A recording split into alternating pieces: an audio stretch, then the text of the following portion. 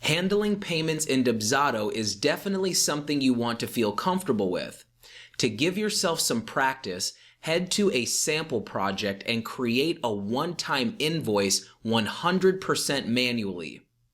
Add the line items one by one, then create a payment schedule.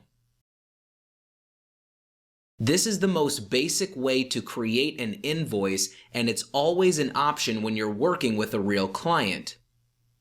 To preview the invoice, click on Open in New Window under the Send menu.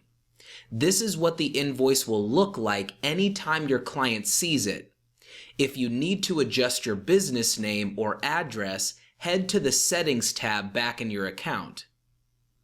You can always build an invoice quickly by applying package templates and payment schedule templates. Test these out in a sample project as well to double check that all of the information is accurate and you've set up payment reminder emails in your payment schedule. For testing purposes, you can apply a payment manually to an invoice under the Apply menu.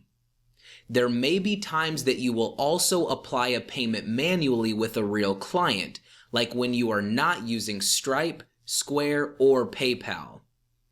After you've applied a test payment, head to your chart of accounts to see how that income looks and make adjustments to the category, tax, or package template as needed.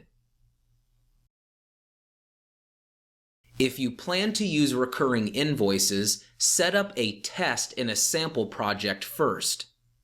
Under the Invoices tab, click on Recurring Invoices to get started.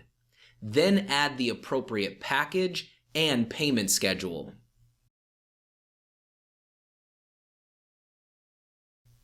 Remember that the starts on date is the date the first invoice will be created and sent, not when the invoice itself is due. Start the recurrence when you're finished. Then head to your email to check out the language on the email and open the link to the invoice.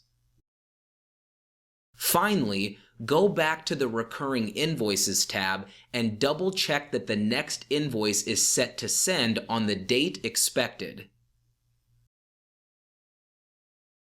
Proposals are another great thing to test thoroughly, especially if you're going to include a contract and invoice. After you've applied a copy of the proposal template to your sample project, open the proposal in an incognito window. Select a realistic package or combination of packages, then hit Submit to see the contract. Check that your smart fields populated correctly here. Sign and submit the contract, then review the invoice and payment schedule. You should see Pay Now buttons on the invoice as long as you've connected a payment processor behind the scenes. Here's a tip.